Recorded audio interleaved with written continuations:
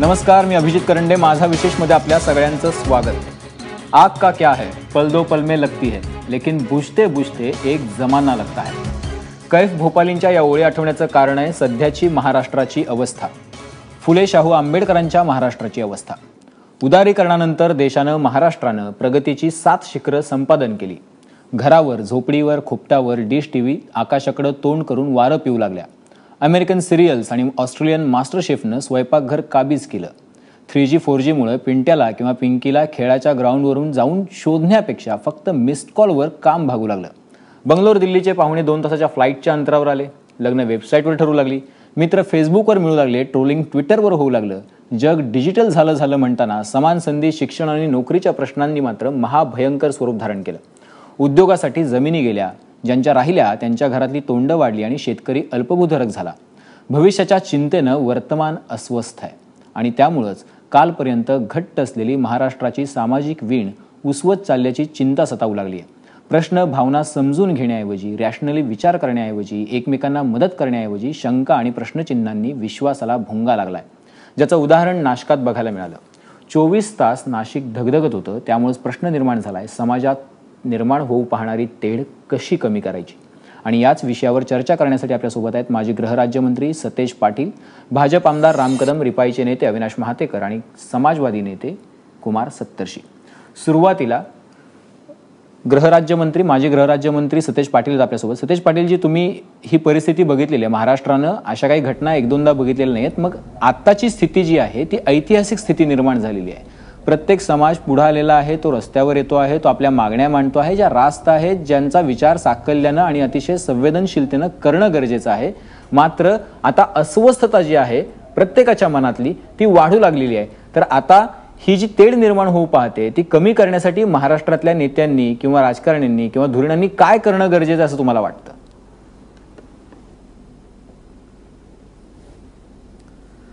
प्रथमतः जी घटना घडली त्याचा मी निषेध करतो आणि ह्या घटनेच्या पार्श्वभूमीवर आज ही चर्चा होते. परंतु घटना घडल्यानंतर जी संवेदनशीलता राज्यकर्ते म्हणून दाखवणं गरजेचं आहे ती दुर्दैवानं दिसली नाही.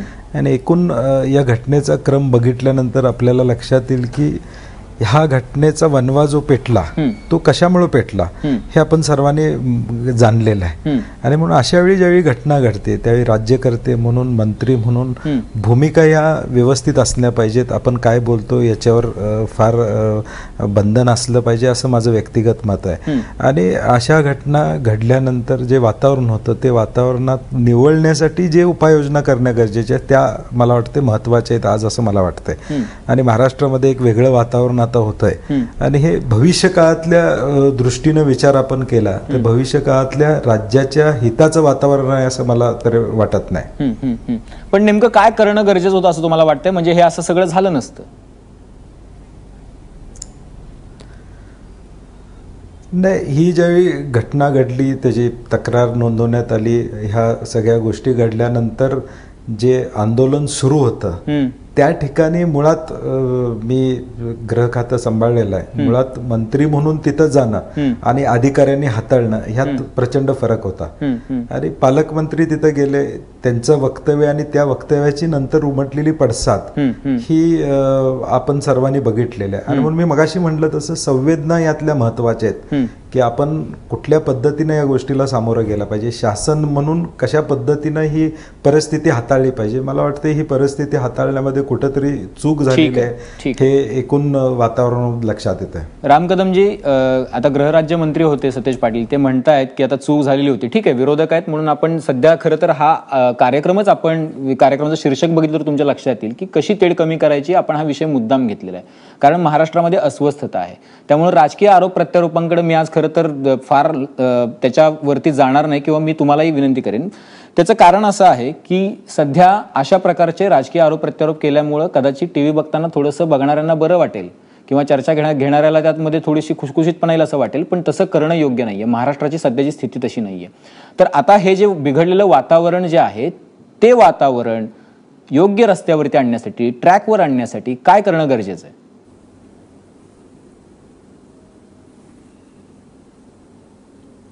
मी चर्चेच्या प्रारंभी एबीपी माझाच्या पूर्ण टीमचं, संपादक राजीव खांडेकरजी, आपलं स्वतःचं मनापासून मी आभारी आहे, अभिनंदनही करतो की एका चांगल्या लोकांना शांततेचं आवाहन करण्याच्या प्रक्रियेमध्ये एबीपी माझानी एक पाऊल पुढे टाकलेलं आहे.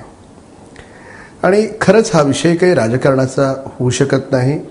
माननीय शरद पवार साहेबांनी सुद्धा ज्या पद्धतीनं शांततेचं आवाहन केलं आहे, तर अशा विषयामध्ये सर्वच राजकीय पक्षांनी एकत्र येण्याची आवश्यकता असते.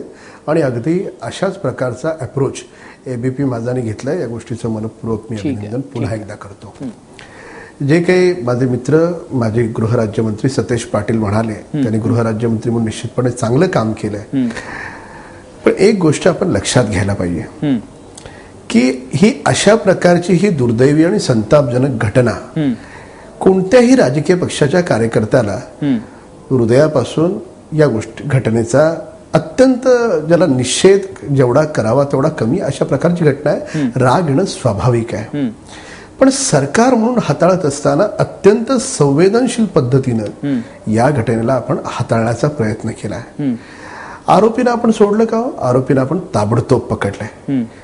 मागे सुद्धा निर्भया हत्याकांडाच्या नंतर जे कायद्यामध्ये बदल करायचे होते ते कायद्यातले बदल सुद्धा, जे 18 वयाची मर्यादा आहे ती 16वर आणणं, कारण आरोपींना अशा प्रकारच्या घटनेमध्ये कठोर शिक्षा झाली पाहिजे, ही सरकारची भूमिका आहे. आणि त्या दृष्टिकोनातून जे काही कायद्यात बदल करायचे तेही बदल केले आपण. अशा गोष्टी ह्या फास्ट ट्रॅकमध्ये गेल्या पाहिजेत. तर फडणवीस साहेबांनी देखील ताबडतोब ही पूर्ण प्रकरण हे फास्ट ट्रॅकवर चालेल, त्याला मोठ्यात मोठा प्रायव्हेट वकील दिला जाईल, अशा प्रकारची भूमिकाही सरकारनं ताबडतोब घेतली.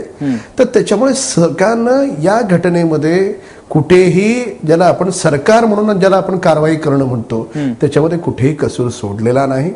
उलट पक्षी सर्वच राजकीय पक्षांनी अशा घटना भविष्यात घडू नये, कारण ही फार मोठी सामाजिक शोकांतिका आहे. का घडतंय असं, कशामुळे घडतंय, कोणत्या दुष्प्रभाव समाजामध्ये वाढत आहेत की ज्याच्यामध्ये नवरात्रीच्या दिवसामध्ये जिथे नारी शक्तीचा आपण उदो करतो, जी अष्टभुजा आहे, जी दुर्गा आहे, जी महालक्ष्मी आहे, जी तुमच्या आमच्या प्रत्येकाच्या घराघरात आईच्या, बहिणीच्या, पत्नीच्या रूपात आहे, आणि आपण अशा पद्धतीनं माणुसकीचं बिभत्स दर्शन पूर्ण जगाच्या पुढे नवरात्रीच्या दिवसामध्ये, इतर दिवसांमध्ये ठेवतो, ही अत्यंत सामाजिक शोकांतिका आहे. आणि याच्यावर उपाययोजना इतरही लोकांकडे असतील, निश्चितपणे सरकारला सुचवाव्यात. सरकार त्या सूचनांचं, योग्य सूचनांचं स्वागत नेहमीच करत आलंय आणि इथूनही पुढे भविष्यात निश्चितपणे करेल. पण सरकार म्हणून ही पूर्ण घटना हाताळताना कोणतीही दिरंगाई झाली नाही. उलट पक्षी ज्या पद्धतीनं जाळपोळ झाला, आरोपीला पकडल्याच्या नंतर सुद्धा जाळपोळ झाला. मग आपणच विचार केला पाहिजे, आपण ज्या बसेस जाळल्या त्या दुसऱ्याच्या जाळल्या नाहीत. तुम्ही आणि आम्ही जो कर भरतो तो आपल्याच बसेस आपण जाळल्यात. नक्कीच हे पोलीस आपलेच आहेत, आपणच आपल्या पोलिसांना जखमी केलंय. तर त्याच्यामुळे मी लोकांचा राग समजू शकतो. बरोबर. पण आरोपी पकडल्याच्या नंतर काय, उलट पक्षी हे असं का घडतंय, समाजामध्ये ही अशी मानसिकता का येते, याचा विचार खरं तर करायला पाहिजे. तो विरोधकांनी पण करायला पाहिजे आणि तो सत्ताधाऱ्यांनी पण करायला पाहिजे. आणि हे सगळं वातावरण निवडेल याची काळजी घ्यायला पाहिजे. डॉक्टर कुमार सप्तर्षी आहेत आपल्यासोबत, ज्येष्ठ समाजवादी नेते आहेत. कुमार सप्तर्षीजी, मी तुमच्याकडे येतोय. हे अविश्वासाचं वातावरण कशामुळे निर्माण झालं असं तुम्हाला वाटतं, आणि याच्यावरचं औषध काय आता?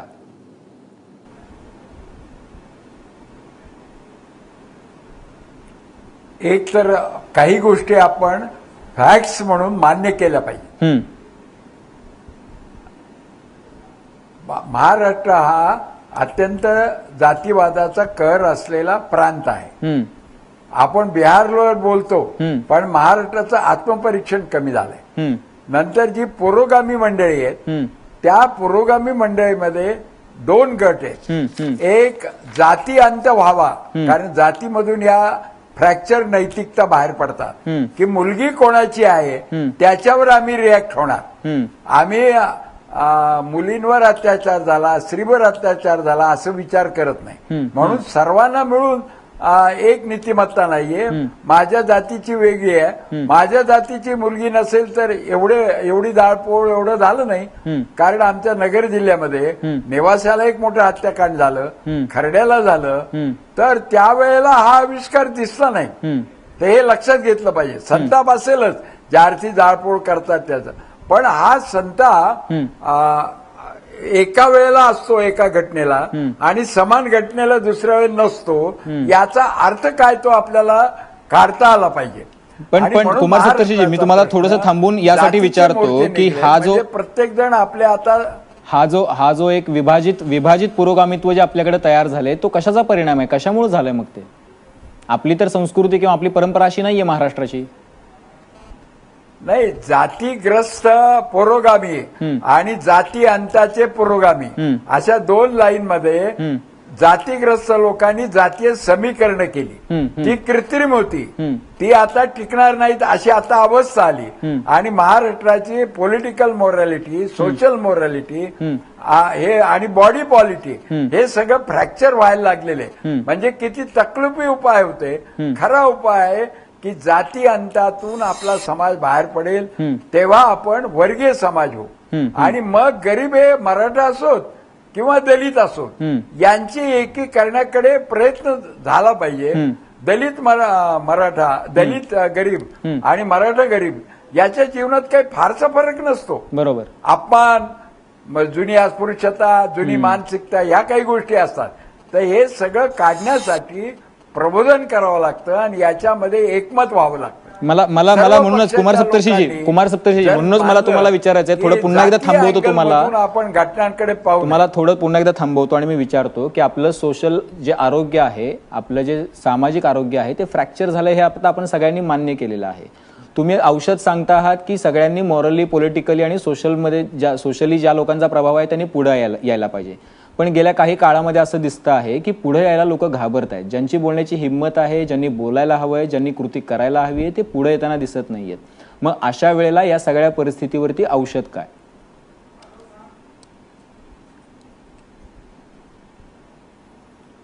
औषध जाती अंत हे एकमेव औषध आहे. त्याचे दुय्यम औषध म्हणजे ही ॲलोपॅथिक किंवा सर्जरी असेल तर बाकीचं होमिओपॅथी, आयुर्वेदिक काही करायला पाहिजे. पण गेल्या 80 सालापासून पाहिलं तर जातीय समीकरण हेच आपल्या इलेक्शनचं मोठं वैशिष्ट्य ठरलेलं आहे. कितीतरी जाती अंतवाले पुरोगामी यांना घरी बसवण्यात मोठा आनंद घेतलेल्या पुढाऱ्यांनी, जातीय समीकरण करणाऱ्यांनी. समीकरण करायला काय लागतं? 30% मतदान मिळवण्याकरता जातीय समीकरण. मला तर संशय यायला लागलाय. माझ्या आधी रावसाहेब कसबे बोललेले ते की महात्मा फुले, राजर्षी शाहू महाराज, बाबासाहेब आंबेडकर ही नावं आपण जातीय समीकरणाकरता घेतो काय? बरोबर. म्हणजे आपण त्याच्या विचाराचा आपण पूर्ण घटस्फोट घेतलेला असं वाटायला लागण्यासारखी स्थिती आहे. मी महातेकरांकडे जाईन. खरं तर तुम्ही जो कुमार सप्तर्षी तुम्ही जो उपाय सांगितला तो खूप लॉंग टर्मचा उपाय आहे. खूप दिवसांपासून, खूप वर्षांपासून, महाराष्ट्र स्थापना झाल्यापासून किंवा त्यापूर्वीपासून सुद्धा लोक हेच बोलतायत की जातीअंताची लढाई लढली गेली पाहिजे. मात्र त्या दिशेनं जे काही सशक्त प्रयत्न आपण म्हणूयात तसे सशक्त प्रयत्न झालेले दिसत नाहीत, किंवा ते झाले असतील तर त्याच्यामध्ये अजूनही उणीव आहेत. त्याच्यामुळे या घटना आपल्याला समोर येताना दिसतात असं आपण म्हणू शकतो प्राथमिक दृष्ट्या. मी महातेकरांकडे जाईन. महातेकर सर, तुम्ही हे सगळं बघता आहात जवळून. आता ही जी परिस्थिती आहे, अविश्वासाचं वातावरण निर्माण होऊ लागलेलं आहे. दोन समाजामध्ये 3 मोर्चे निघू लागलेत. प्रत्येक जण आपल्या समूहाचा घेऊन मोर्चा काढू लागलेला आहे. एकमेकांवरती विश्वास राहिलेला नाहीये. असं कधी झालेलं नव्हतं. आपल्या सोशल आणि पॉलिटिकल नेत्यांनी कधीही अशा पद्धतीची वेळ किंबहुना महाराष्ट्रावर कधी आली नव्हती, पण आज ती आलेली आहे. आता जर महाराष्ट्राला यातून बाहेर पडायचं असेल, लोकांना एकमेकांवरचा विश्वास वाढवायचा असेल तर काय करायला हवंय? खरं म्हणजे मी पहिल्यांदा नाशिकमध्ये ज्या काही गोष्टी आज घडल्या काल रात्रीपासून, त्या गोष्टींचा मी तीव्र शब्दामध्ये निषेध व्यक्त करतो. हे मोर्चे निघत असताना ज्या प्रकारचं या मोर्चांचं आम्ही स्वागत करत होतो, आंबेडकरी चळवळ, रिपब्लिकन पक्ष म्हणून, त्याचं एक कारण असं होतं की मोर्चे हे पहिल्यांदा असे निघत होते मराठ्यांचे. एक अपूर्वच अशा प्रकारची ती घटना होती आणि नेतृत्व नसताना हे सगळे मोर्चे निघत होते. त्यांच्या मागण्या आणि या संदर्भातल्या देखील म्हणजे ही खरी वेळ नव्हती बरोबर या चर्चा करायची, परंतु तरी देखील आम्ही त्या मागण्यांना पाठिंबा देखील दिला आणि तो मनापासून दिला, तो काय कुठल्या याच्यानं नाही. त्याच वेळेला आमच्या मनामध्ये ही पाल चुकचुकत होती की या सगळ्या प्रकारातून पहिल्यांदा महाराष्ट्रात असं घडतंय की जातीय मोर्चे असे निघू लागलेले. दलितांचा हा जो निघत असला तरी त्याच्यामध्ये त्याला एक वर्गीय जाणीव होती, म्हणजे सर्व शोषित समूह असं आम्ही म्हणायचो आणि म्हणतो देखील. परंतु हे पहिल्यांदा असं घडत गेलं आणि हे जर वाढत गेलं तर याच्यामध्ये दोन समाजामध्ये दरी तयार होईल आणि त्या दरीमध्ये कुठल्याही प्रकारे जर एखादा वितंड उभा राहिला किंवा एखादं वितुष्ट उभं राहिलं तर ते दलितांना परवडणारं नाही, हे आम्ही सातत्यानं मांडत आलेलो आहोत. कारण काय की हा नुसत्या शहरातल्या दलितांचा प्रश्न नाहीये, खेड्यापाड्यातल्या गाव रचनेमध्ये आज देखील 2, 3, 4, 5 घरात दलितांचे आहेत आणि त्या लोकांच्या वरती हल्ले ज्या वेळेला होतील त्यावेळेला एखाद्या पाखरांच्या वर त्यांची अवस्था होईल, जखमी पाखरांच्या वर अवस्था होईल याची आम्हाला जाणीव होती. दुर्दैवानं नाशिकच्या घटनेमध्ये या गोष्टी समोर आल्या. याच्यामध्ये मला असं वाटतं की जी जबाबदारी आहे की या मोर्चे ज्या वेळेला निघत राहिले, सुरुवातीला त्याचे नेते म्हणून कोणी पुढे येत नव्हते, सगळी तरुण मुलं मुली होती. एका बाजूला असंही घडत होतं की हे 3G 4G असं जे काही तिसरं चौथं जनरेशन जे आहे त्यांच्यामधली गॅप संपत आलेली होती जातीयत्वाची. एकमेकांशी निदान बऱ्यापैकी त्यांचे व्यवहार होते. बरोबर. परंतु त्याच मुलांच्या आपण इंटरव्ह्यूज बघत राहिलो आणि तीच सगळी तरुण कोवळी मुलं, वैचारिक पातळीवर देखील कोवळी, वयानं देखील कोवळी, अनुभवानं देखील कोवळी, ही मुलं एकमेकांच्या जातीवरती ठपका ठेवू लागली. याच्यामध्ये सगळं हे अंतर वाढत गेलं तर स्पष्ट होता झालेलं होतं. आणि आता नाशिकच्या घटनेला जे कारणीभूत झालं त्या अतिशय न घडलेल्या गोष्टींच्या पासून किंवा त्या गोष्टींच्या बद्दलचा जो एक चुकीचा प्रचार केला गेला त्याच्यातून ही सगळी दंगल उसळली आणि या दंगल ताबडतोबीनं कंट्रोलमध्ये आणायला पाहिजे होती. ती आणायला त्या पोलिसांना बरेच परिश्रम घ्यावे लागले. मी तुम्हाला थोडंसं थांबवतो. मुद्दा असा आहे की जी घटना घडली ती निषेधार्ह आहे, त्याचं कुणीही समर्थन करणार नाही, तुम्हीही ते समर्थन केलेलं नाहीये. मुद्दा असा आहे की आता आपण जबाबदारी एकमेकांवरती जर ढकलू लागलो, राजकीय नेत्यांवरती, समाज धोरणांवरती, तर ते आता तो ट्रेंड होऊन बसेल आणि त्याचा एक वेगळा वाद सुरू होईल की ह्याची जबाबदारी कोणाची होती आणि कोणी बोलायला पाहिजे होतं. पण आता या क्षणाला एक लगेच तातडीचा उपाय म्हणून लोकांमध्ये खरं तर विश्वास वाढायला लागला पाहिजे. परत एकदा महाराष्ट्राचं आरोग्य सशक्त आहे असं किमान लोकांना वाटलं पाहिजे. लोकांचा एकमेकांवर ऍटलिस्ट बोलण्या इतपत तरी आपला सुसंवाद राहिला पाहिजे. त्यासाठी म्हणून काय केलं पाहिजे असं तुम्हाला वाटतं? नाही, पहिली गोष्ट मी कुणावरती आरोपच ढकलत नाहीये. या सगळ्या प्रकारामध्ये दलितांच्या संदर्भातली जी वस्तुस्थिती आहे ती वस्तुस्थिती समोर यायला वावच राहिलेला नाहीये. म्हणजे मीडियामधून देखील, वर्तमानपत्रांच्या माध्यमातून देखील हा वावच राहिलेला नाही. मी त्याच्या पुढे जाऊन तुम्हाला सांगतो की या 2 महिन्यामधली परिस्थिती अशी आहे की अनेक अत्याचार जे आहेत त्याच्या 4 ओळीच्या फक्त बातम्या आलेल्या आहेत. त्याचं कारण असं आहे की आता त्याच्यामध्ये फार दखलच कोणी घेईन असं झालेलं आहे. त्या सगळ्या मोर्चांच्या मागण्या याच्याच वरती चर्चा चाललेली आहे. मला असं वाटतं की या 2 महिन्याच्या कालावधीमध्ये मोर्चाच्या ज्या प्रमुख 3 मागण्या होत्या त्या 3 मागण्यांच्या बाबत सरकारनं त्यांची भूमिका स्पष्ट केलेली असताना देखील हे मोर्चांचं अगदी नियोजनबद्ध पद्धतीनं सुरू का झालेलं आहे, म्हणजे का थांबत नाहीये हे कळत नाही. ठीक आहे, मुद्दा आम्ही प्रतिमोर्चे किंवा जे म्हटलं जात आहे ते अजिबात काढायचा प्रयत्न केलेला नाहीये आणि फक्त एकच गोष्ट झालेली आहे की संविधानाचा सन्मान आणि अॅट्रॉसिटी ऍक्ट बद्दलची परिस्थिती या विषयीच्या चर्चा, परिसंवाद हे सुरू झालेले आहे. ठीक आहे. परंतु मोर्चाला मोर्चे काढून आम्ही ते तणाव वाढवण्याचा प्रयत्नच केलेला नाहीये. तणाव मुक्तच वातावरण ठेवायचा प्रयत्न. ठीक आहे, मुद्दा लक्षात आलेला. सतेज पाटील, तुम्हाला काहीतरी बोलायचं? नाही, मुळात म्हातेकर साहेब म्हणले की मोर्चे का निघतायत या विषयावर जायचं असेल तर बरंचसं बोलता येईल. परंतु आजचा विषय असा आहे की ज्या घटनेमधून राज्यात शांतता असावी ही भूमिका सर्व राज्यकर्ते म्हणून आमची सर्वांचीच असणार आहे. परंतु राज्य शासनानं या मोर्चांसंदर्भात काहीतरी केले असं वक्तव्य त्यांनी केलं, त्याचं मला जरा दुरुस्त करतो. या संदर्भात कुठलेही निर्णय राज्य शासनाने घेतलेला नाही, म्हणूनच हे मोर्चे प्रत्येक जिल्ह्यात आज निघतायत. जर निर्णय राज्य शासनानं जाहीर केला असता तर कदाचित मोर्चा निघण्यामध्ये काढण्यामधला निर्णय कदाचित बदलला गेला. आजची परिस्थिती काय की एक पुरोगामी राज्य म्हणून महाराष्ट्र आज देशभरामध्ये प्रसिद्ध आहे. अशा वेळी या राज्यातलं वातावरण सौहार्दपूर्ण राहील, समाजामध्ये कुठेही एकमेकाबद्दल द्वेष निर्माण होणार नाही या दृष्टीनं प्रत्येकानं प्रयत्न करणं गरजेचं आहे. राज्यकर्ते म्हणून आमचा प्रयत्न असेल, जनता म्हणून जनतेचा प्रयत्न असेल, पत्रकार म्हणून असेल, सगळ्यांनी मिळून हा प्रयत्न या ठिकाणी केला पाहिजे. कारण की उद्या महाराष्ट्राचा जो विकास आम्ही पाहतो, खरं तर अशा वेळेला म्हणजे असे विषय घेणं हे म्हणजे असे विषय घेणं ही एक धाडसाची गोष्ट आहे. यासाठीच आपण हा विषय घेतलेला आहे. तुम्ही अतिशय योग्य ट्रॅकवर आहात. पण एक छोटासा ब्रेक घेतोय आपण. ब्रेक नंतर येणार आहोत. आपले जे पॉलिटिकल विल जे आहे ती हे प्रश्न सोडवण्यासाठी कमी पडते का? राज्यकर्त्यांची भूमिका खरं तर कळीचा मुद्दा असते, कारण त्यांचे हजारो लाखो समर्थक असतात. नेत्याने हाक दिली तर हे सगळं वातावरण जे आहे ते दुरुस्त होऊ शकतं. कुणाचाही प्रश्न कमी किंवा कुणाचाही प्रश्न मोठा असं नाही. प्रश्नांना समान पातळीवर येऊन त्याचं साकल्यानं विचार करून तो सोडवण्यासाठी जे प्रयत्न झाले पाहिजेत याबद्दलही आपण योग्य भूमिका घेत नाही होत का, यावरही चर्चा करणार. समाजातली तेढ जर कमी करायची असेल तर तिथं राजकीय इच्छाशक्ती जी आहे ती खूप मोठं काम करू शकते. मात्र गेल्या 2-3 महिन्यांमध्ये कुठल्याही राजकीय पक्षाने भूमिका घेतल्या मात्र ती तेढ कमी होईल या दृष्टीनं प्रयत्न झाले आणि ते पुरेसे होते असं तुम्ही म्हणाल का?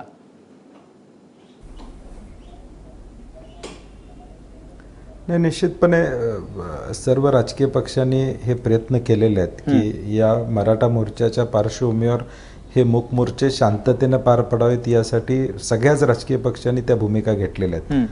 परंतु एक अविश्वासाचं वातावरण आणि एक इनसिक्युरिटी म्हणतो, मिसट्रस्ट म्हणतो, हा एक दुर्दैवानं नव्या पिढीमध्ये निर्माण व्हायला लागला आणि त्याची कारणं अनेक आहेत. संधी मिळत नाही अशासाठी असेल किंवा त्याच्यावर झालेला अन्याय असेल, असे वेगवेगळे सोशिओ इकॉनॉमिक इश्यूज आज तरुणांच्या पुढे आहेत. आणि जोपर्यंत आम्ही याची उत्तरं वेगळ्या पद्धतीनं देत नाही तोपर्यंत हा विश्वास एकमेकाबद्दल वाढवणं जरा अवघड जाईल. परंतु तो वाढवायचा प्रयत्न सगळ्यांनी मिळून करणं गरजेचं आहे.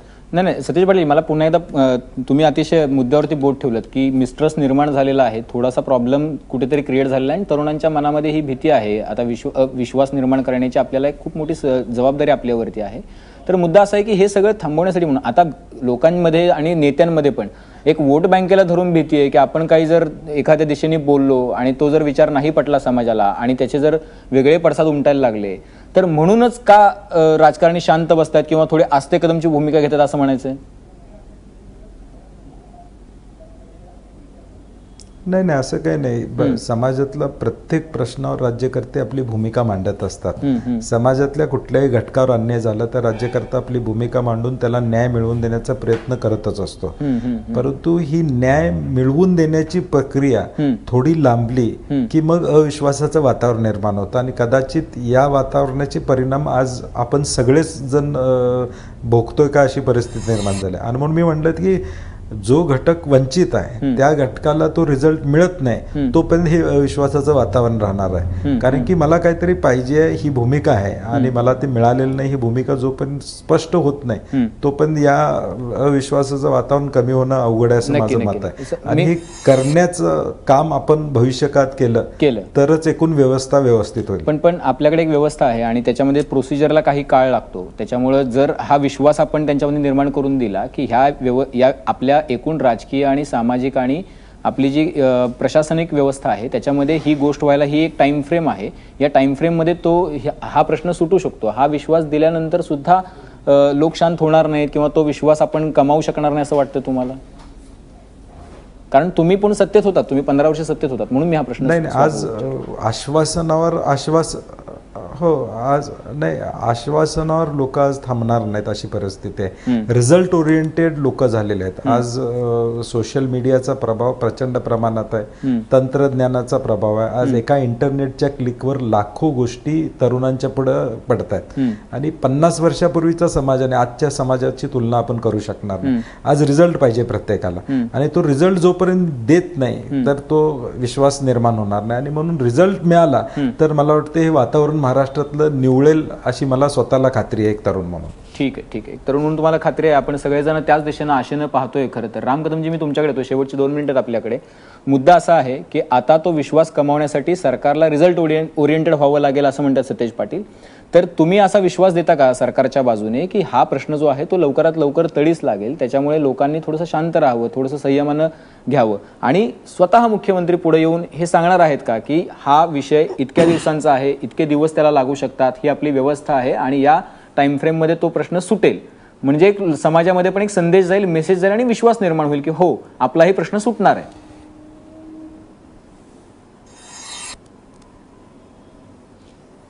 मुळामध्ये कोपर्डीची घटना असेल किंवा ही नाशिकची कालची घटना, या दोन्ही दुर्दैवी घटनांच्या बाबतीमध्ये सरकारनं तातडीनं दोन्ही ठिकाणी अत्यंत तत्परतेनं पावलं उचललेली आहेत. म्हणजे कोपर्डीच्या घटनेमध्ये तर तिथल्या गावकऱ्यांची मागणी होती की उज्ज्वल निकम आम्हाला हवेत, आपण उज्ज्वल निकम दिले. आपण ती चार्जशीट तयार करत असताना पुण्याच्या ज्या पोलीस आयुक्त आहेत, अतिशय चांगल्या सक्षम अशा त्या पोलीस आयुक्त आहेत महिला, रश्मी शुक्ला, त्यांनी स्वतः जातीने लक्ष घातलं. माननीय मुख्यमंत्री स्वतः त्याच्यावर लक्ष ठेवून होते का आता आरोपींना शिक्षा झाली पाहिजे, फास्ट ट्रॅकवर गेलं पाहिजे सगळं प्रकरण. तर अशा दृष्टिकोनातून कोपर्डीच्याही प्रकरणात सरकारनं अतिशय संवेदनशीलपणे तत्परतेने काम केलंय आणि नाशिकच्याही घटनेमध्ये आरोपींना ताबडतोब अटक करून त्याही घटनेमध्ये तितक्याच तत्परतेने सरकार काम करणार आहे.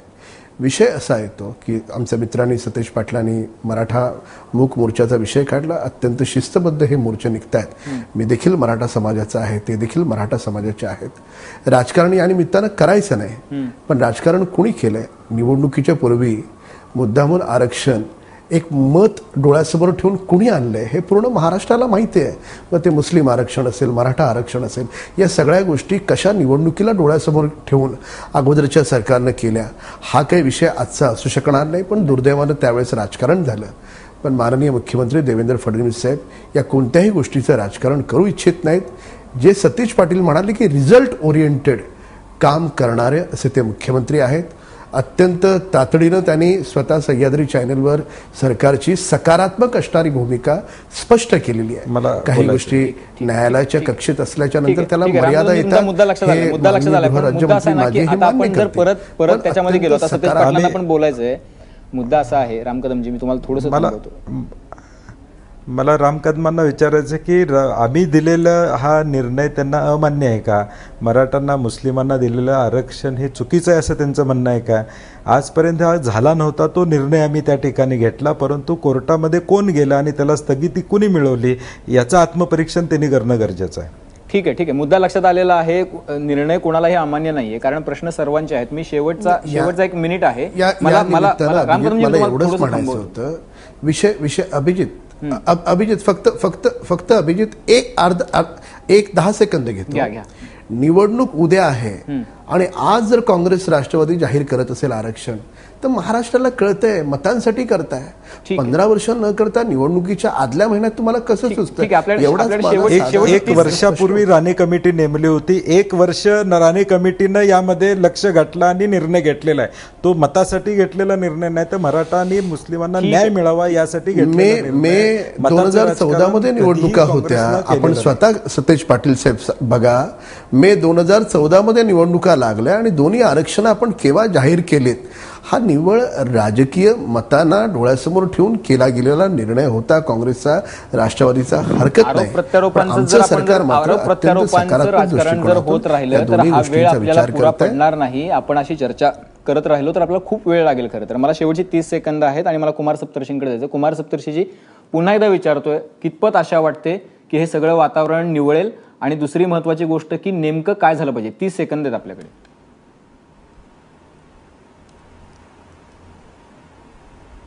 एक तर आपलं आर्थिक मॉडेल आहे विकासाचं, त्याच्यात गफलत आहे. त्याच्यामध्ये सर्वसमावेशक विकास नाही. परत 2 बाजूला समाजाला ओढलं जाते की जातपात सोडा तर काय घ्या, हिंदुत्वात या, म्हणजे काहीतरी एक कृत्रिमरित्या करायचं. तर इथे साधारणतः समाजामध्ये सर्वसमावेशक विकास झाला तर जातीवाद थोडा मागे पडतो. हा आपला अनुभव आहे. जात आहेच प्रत्येकाच्या मनात, आणि म्हणून जाती अंताचा लढा. आणि विशेषतः मी अपेक्षा करेल, अविनाश महातेकर इथं आहे, तर आरपीआयचे लोक डॉक्टर बाबासाहेब आंबेडकरांचं नाव घेतात आणि त्यांचं जाती अंताचं ध्येय का बाजूला पडतं हे मला काही कळलेलं नाही. जाती अंताच्या ध्येयात सर्वसमावेशकता आहे. तिथं ते अमुक जातीचं नाही म्हणून तो आंबेडकरवादी नाही, हे काय? हा सुद्धा एक वेगळा जातीवाद. म्हणून जातीग्रस्त पुरोगामी हा शब्द मी वापरला. ठीक आहे. आर्थिक विकासाचं मॉडेल जर सर्वसमावेशक वंचितांचा विकास करत असेल तर सुटेल. ठीक आहे. मुद्दा लक्षात आलेला आहे. महातेकरजी, शेवटची 30 सेकंद आहेत. काय करायला पाहिजे? इमिजिएट ऍक्शन काय व्हायला पाहिजे ज्याच्यामुळे हे वातावरण निवळेल? 30 सेकंद.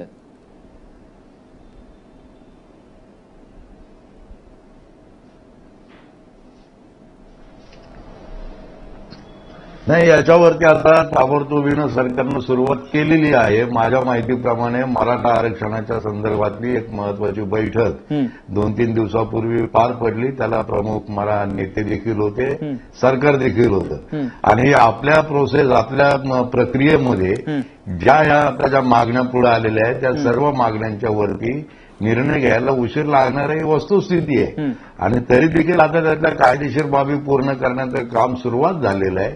प्रश्न सोडवण्याची सकारात्मक भूमिका सरकारनं घेतलेली आहे, विरोधी पक्षानं देखील त्यांना समर्थन दिलेलं आहे. तेव्हा असं असताना मला वाटतं आज जातीय तणाव वाढवण्याचं काम होऊ नये, सर्वांनी मिळून हे काम आटोक्यात आणलं पाहिजे. आमचा पक्ष या दृष्टीनं दलित आणि मराठा दलित एकता परिषद याच्यावरती भर देऊन काम करायच्या तयारीला लागली. नक्कीच मराठा दलित एकता परिषदा घ्यायला पाहिजेत, एकमेकांचे प्रश्न समजून घेतले पाहिजेत आणि रॅशनली ते सोडवण्याकडे आपला कल असला पाहिजे. दसऱ्याच्या पूर्वसंध्येला आपण ही चर्चा केलेली आहे की समाजातली तेढ कशी कमी होईल याकडे आपण लक्ष केंद्रित केलं पाहिजे. उद्या दसरा आहे आणि विचारांचं सोनं लुटताना हा विचार प्रत्येकाच्या मनात रुजला तर जास्त बरं होईल.